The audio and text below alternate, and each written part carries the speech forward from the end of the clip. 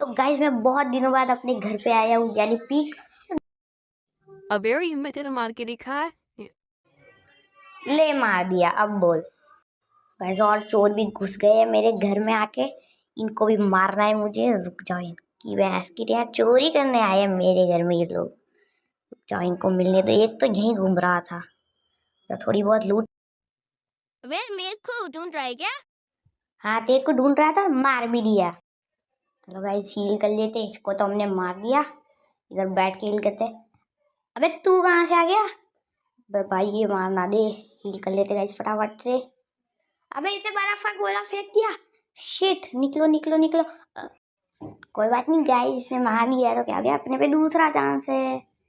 अभी यहाँ पे मैं बंदे को देखा था, इसको पकड़ के मुझे मारना है। नुबरे को यहीं कहीं था। नुबरे कैम करके मुझे मारने वाला था। मेरी बात हो रही है क्या जनाब? हाँ हाँ, तेरी बात हो रही है। रुक जा, तेरे को मैं मारता हूँ, रुक।